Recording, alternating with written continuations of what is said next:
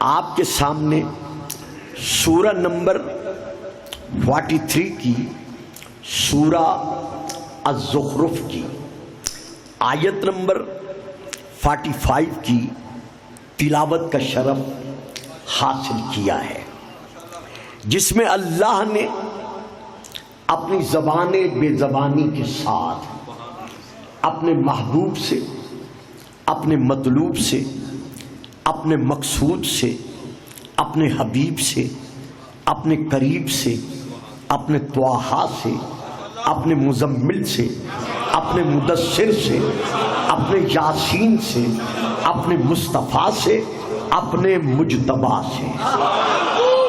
درود نہیں پڑھیں گے آپ صاحبان، صلوات نہیں پڑھیں گے؟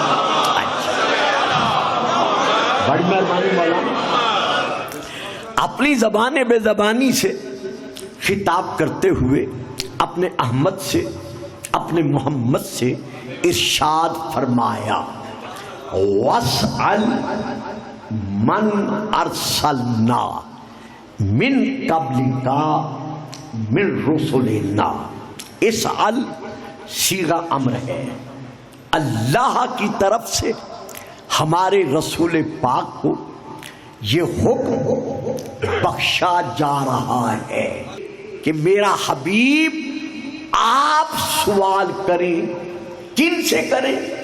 ان رسولوں سے جن کو آپ سے پہلے رسول بنا کے بھیجا گیا۔ جب وہ موجود ہی نہیں ہے تو سوال کیسے کرے؟ بات سمجھ میں آئی ہے؟ میرے حبیب آپ سوال کریں۔ کن سے سوال کریں؟ خود فرما رہا ہے کہ جن کو تجھ سے پہلے ہم نے رسول بنا کے بھیجا، تو جب ہیں ہی پہلے، دیکھیں نا جن کا وجود رسول مقبول کے وجود ذی جود کے دربار میں موجود ہی نہیں ہے،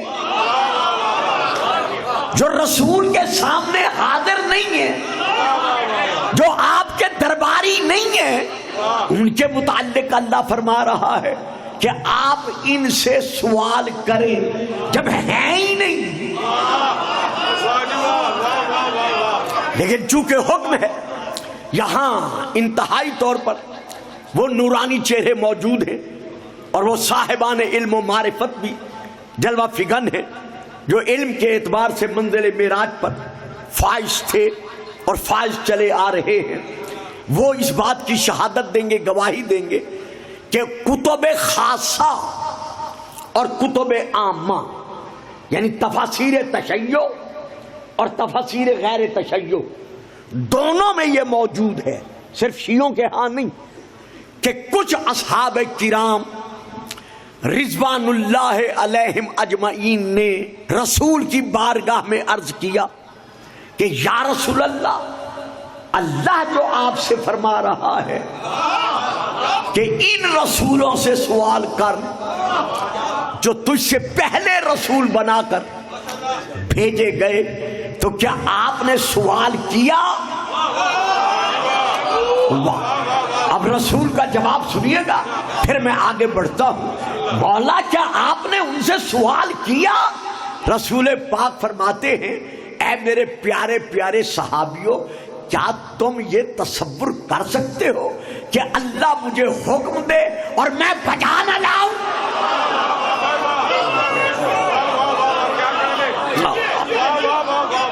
یہ کیسے ممکن ہے کہ خدا مجھے حکم دے کہ تو ان سے سوال کر اور میں سوال نہ کروں؟ پھر صحابہ عرض گزار ہوئے کہ یا رسول اللہ، آپ نے کیسے سوال کیا؟ جبکہ 1,01,24,000 انبیاء میں سے کوئی نبی نہ مکہ میں آیا، نہ مدینہ میں پہنچا، نہ احد و بدر خندق و خیبر حنین میں دیکھا گیا، نہ کسی غزوہ میں نظر آیا، نہ کسی سرایہ میں نظر آیا، تو آپ نے سوال کب کیا، کہاں کیا، کیا کیا؟ اب درود پڑھیے گا، صلوات۔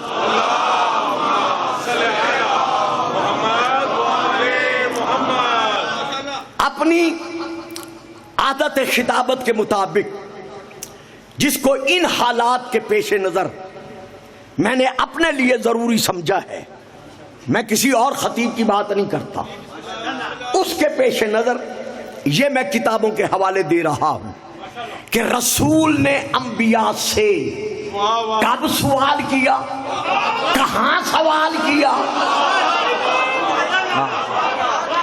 اور کیا سوال کیا، اور اصحاب کرام رضوان اللہ علیہم اجمعین نے رسول کے اس سوال پر کیا جواب دیا۔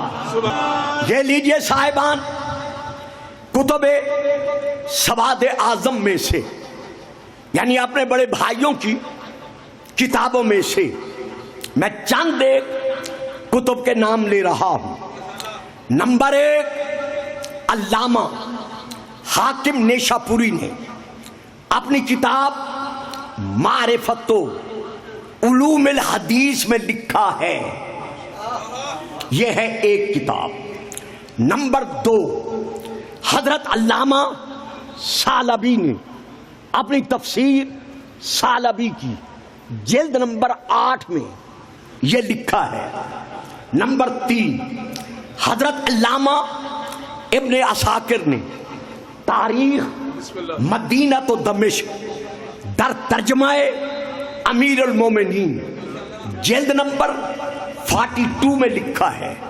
اسی طرح کتاب کا نام فرائد السمتین جلد نمبر 1، پھر کتاب کا نام کفایت الطالب باب الخامس، 5واں باب، صفحہ نمبر 75، پھر کتاب کا نام ینابع المودت جلد نمبر 1 عربی میں، پھر کتاب کا نام توضیح الدلائل علی تصحیح الفضائل مخطوطہ، اس کتاب میں یہاں بھی لکھا ہوا ہے۔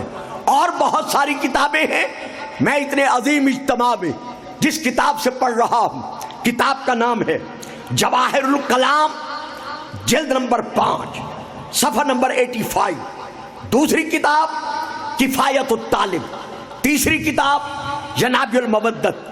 باقی کتابوں کے حوالے میں نے عرض کر دیے ہیں۔ اب راوی کون ہے؟ رسول پاک کے صحابی حضرت ابو ہریرہ رضی اللہ تعالی عنہ، وہ یہ بیان کر رہے ہیں یہ حدیث کہ رسول پاک سے جب یہ سوال کیا گیا کہ یا رسول اللہ، کیا آپ نے رب کے حکم کے مطابق انبیاء سے سوال کیا؟ تو رسول پاک نے فرمایا یہ کیسے ہو سکتا ہے کہ میں سوال نہ کروں؟ کہا مولا پھر آپ نے سوال کب کیا؟ تو آپ نے ارشاد فرمایا لما اسریا بی الی السماء الرابعہ، جب میں چوتھے آسمان پر بلند کیا گیا۔ توجہ فرمائی صاحبان، آپ بات سمجھ میں آئی ہے؟ یعنی شب معراج جب میں چوتھے آسمان پر بلند کیا گیا تو اللہ نے میرے گردا گرد تمام انبیاء کو جمع کیا۔ ایک اردو کتاب کا لاہور کا، وہ بھی میں آپ کو حوالہ دے دوں، حضرت علامہ الہی بخش صاحب خطیب جامع مسجد کشمیری بازار لاہور مرحوم، ان کی کتاب ہے معراج النبی، اس میں بھی یہ واقعہ اردو کی ہے، اس میں بھی یہ موجود ہے کہ جب میں چوتھے آسمان پر پہنچا تو اللہ نے بیت المعمور میں میرے گردا گرد تمام انبیاء کو جمع فرمایا۔ کتنا روح پرور تھا وہ منظر جب نمازی نبی تھے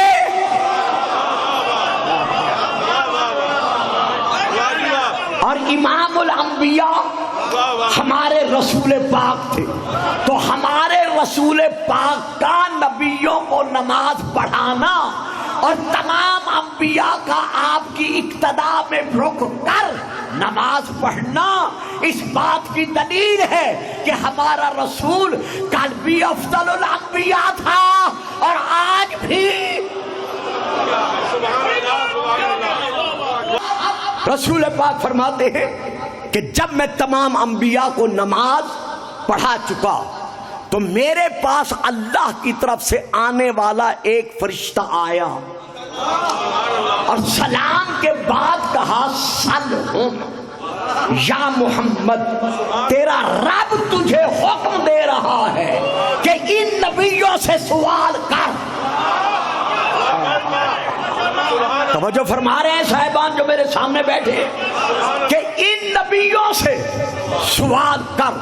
اب رسول پاک فرماتے ہیں کہ میں نے تمام انبیاء کی طرف دیکھا اور دیکھ کر میں نے کہا کہ اے گروہ انبیاء، ماذا بعثتم من قبلی، تم مجھ سے پہلے کس عہد پر، کس وعدے پر، کس بنیاد پر نبی بنا کے بھیجے گئے؟ فقالت الرسل، تو تمام رسولوں نے مل کر جواب دیا، یہ میرے ہاتھ میں فوٹو کاپی ہے، تمام رسولوں نے مل کر جواب دیا، قالو بعثنا علی شہادت اللہ الہ الا اللہ وعلی الاقرار بنبوت کا وولایت علی ابن ابی۔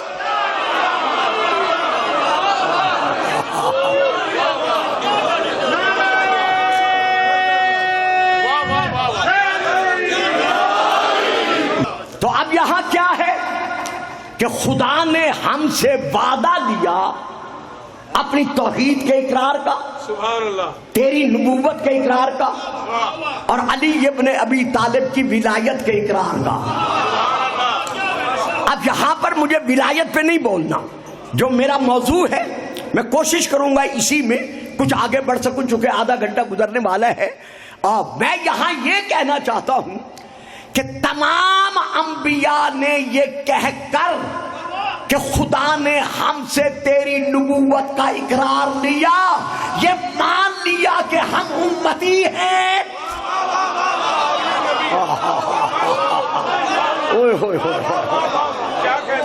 تمام انبیاء نے یہ تسلیم کر لیا کہ ہم امتی ہیں اور تو ہم تمام نبیوں کا نبی ہے۔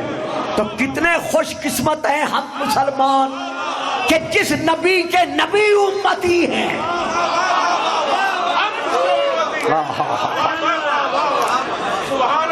جس رسول کے کل نبی امتی ہیں، ہم اسی رسول کے امتی ہیں۔ میں فکرہ دے رہا ہوں، کچھ بچے نہیں بولیں گے، میں چہرے پہچان چکا ہوں، لیکن جو لے رہے ہیں میں ان سے توجہ چاہتا ہوں۔ بروز قیامت جس صف میں آدم سے لے کر عیسیٰ تک کوئی نبی کھڑے ہوں گے، اسی صف میں امت محمدی ہوتے ہوئے۔ ایک فکرہ دے رہا ہوں، زبان پر آ گیا، پلٹاتا نہیں ہوں۔ اس رحمان اور رحیم نے ہمیں کس کی صف میں کھڑا کیا ہے؟ امت محمدی ہونے کے ناطے سے انبیاء کی صف میں۔ نہیں، میں جلدی نہیں کروں گا، جو چہرے بول سکتے ہیں میں دیکھ رہا ہوں، جو نہیں بول سکتے میں انہیں بھی دیکھ رہا ہوں۔ اس رحمان اور رحیم نے امتی مصطفیٰ ہونے کی خیرات میں ہمیں کس صف میں کھڑا کیا ہے؟ معصوموں کی صف میں، انبیاء کی صف میں۔ حد ہو گئی ہے، اللہ تو ہمیں کھڑا کر رہا ہے انبیاء کی صف میں، اور ہم ایک دوسرے کو لا رہے ہیں کافروں کی صف میں۔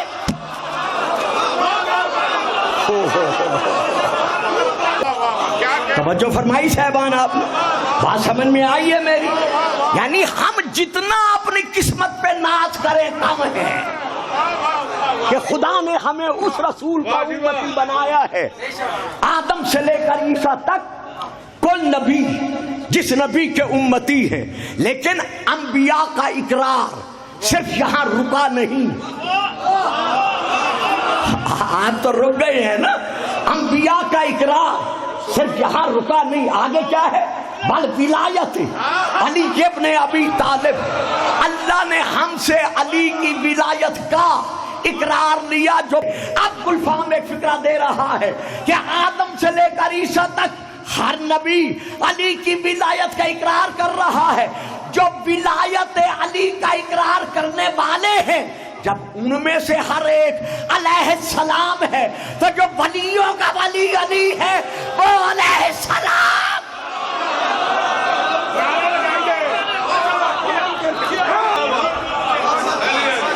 یعنی آج یہ کہا جا رہا ہے کہ علی کو علیہ السلام نہ لکھو, امام حسن کو بابا جی یعنی علی کو علیہ السلام نہ لکھو, امام حسن کو علیہ السلام نہ لکھو. جو علی کی ولایت کا اقرار کر رہے ہیں جب ان میں سے ہر ایک علیہ السلام ہے.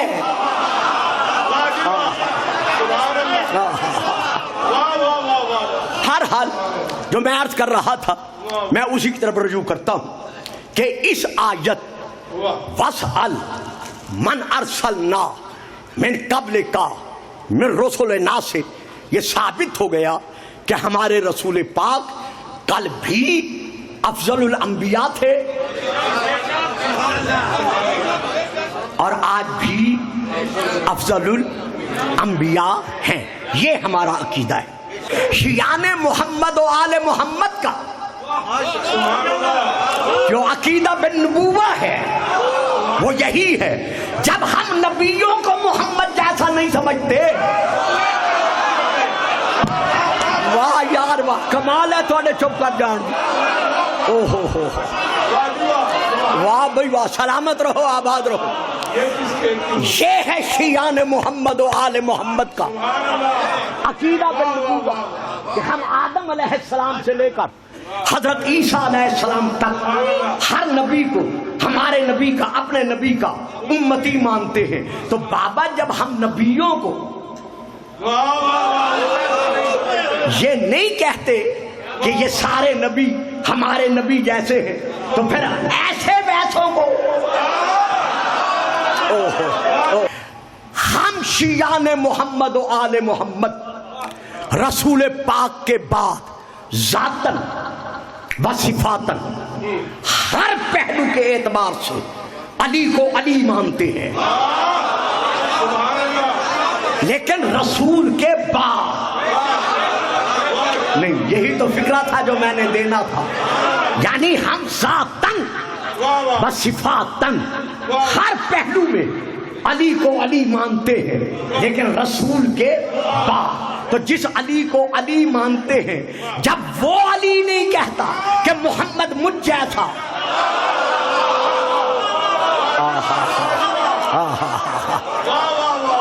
تو پھر ہوا و ہوس کی گلیوں میں ٹھوکریں کھانے والے بشر یہ کیسے کہہ سکتے ہیں کہ محمد ہم جیسا ایک بشر تھا؟ نہیں, جسے علی اپنے جیسا نہیں کہتا.